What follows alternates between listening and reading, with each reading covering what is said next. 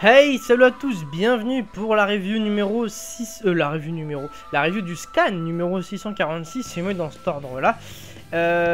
Et donc, écoutez, c'était un scan un peu bizarre, donc on va en parler de toute façon. Alors, rappelez-vous, le scan précédent, donc c'était Jubi qui était sorti, enfin, Obito était en train d'essayer de faire sortir le Jubi de lui.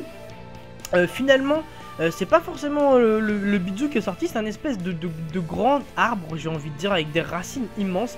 Et vous l'avez vu, la particularité de cet arbre, c'est tout simplement d'aller s'entourer des shinobi et de leur voler tout simplement leur chakra.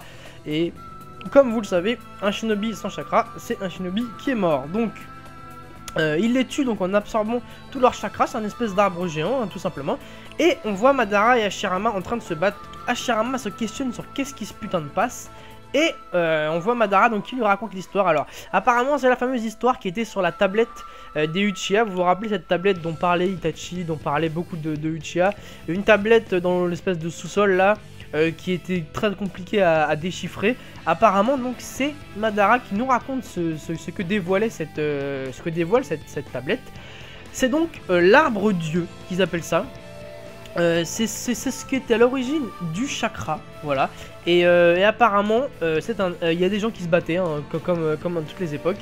Il y a des gens qui se battaient donc sans chakra, sauf que l'un des deux combattants, la princesse plus exactement, a mangé le fruit de cet arbre, ce qui lui a donné un chakra immense. Et cette femme a fait un gosse, tout simplement. Et le gosse, vous l'avez capté, c'est le Rikudo Sennin en personne. Donc son nom, c'est Agomoro. Son nom à Rikudo Sennin, on l'apprend dans ce scan, Agomoro Otsutsuki, voilà apparemment, donc il n'aurait pas pu trouver plus compliqué. Et donc ce Rikudo même est le fruit donc de cette femme. Et apparemment l'arbre n'est pas très, il y a un peu vengeur, l'esprit vengeur, et n'a pas apprécié que les humains utilisent donc son pouvoir tout simplement.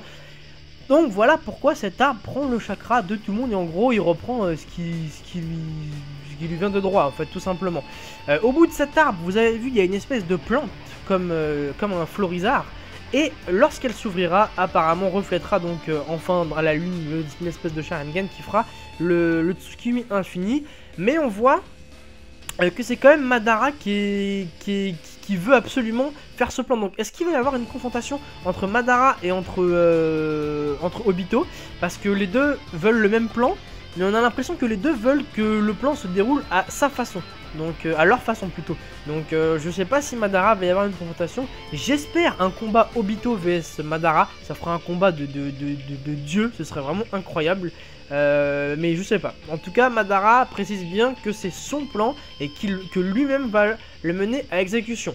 Donc là, au niveau des rangs, on a des lourdes pertes, vous l'avez compris, puisque tous les shinobi se sont fait prendre leur chakra, donc ils sont tous morts.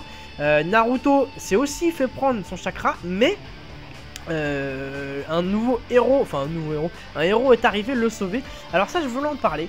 C'est donc Sandaime, vous l'avez vu, Hiruzen Sarutobi, le père de Asuma, si je dis pas de bêtises. Il est venu le sauver. Alors pour moi Sandaime, donc Hiruzen, il était hors jeu. Pourquoi? Parce que rappelez-vous, il s'est pris une espèce en pleine face en plus, l'espèce de matière noire qu'utilise Obito. Et quelques scans plus tard, on a appris que avec cette matière, justement, même les Edo Tensei ne pouvaient pas se reconstituer. C'est pour ça d'ailleurs qu'on a un Minato avec un bras qui se balade sur le terrain. Donc, je comprends pas comment est-ce qu'il s'est pris en pleine face et qu'il est survécu. Là, on le voit, il va très bien. Donc, je comprends pas. Il y a deux solutions. Soit c'est n'importe quoi, ça tient pas debout, soit j'ai loupé un épisode, ce qui est possible, donc s'il vous plaît, si vous avez la réponse à pourquoi Sandaime est encore en vie alors qu'il s'est pris la même chose que Minato s'est pris sur le bras, sauf qu'il s'est pris en pleine face, si vous pouvez m'expliquer pourquoi il est encore vivant, ça m'arrangerait. Je sais pas si vous avez la réponse ou pas, en tout cas j'aimerais beaucoup savoir. Quoi qu'il en soit, le scan se finit sur ça. On voit Obito à la fin qui dit oui, tu as assez vécu.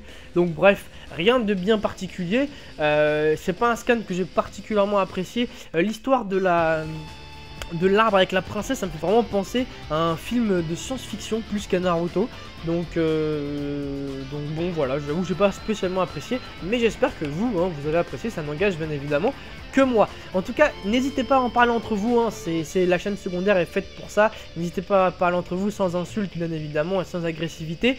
Et si vous avez la réponse à justement cette fameuse interrogation sur Sandaime, n'hésitez surtout pas à me la faire partager. Voilà. En tout cas, merci à vous, je suis pressé de voir l'épisode de demain pour vous faire la review. Et je vous dis bonne fin de journée à tous. Salut, ciao.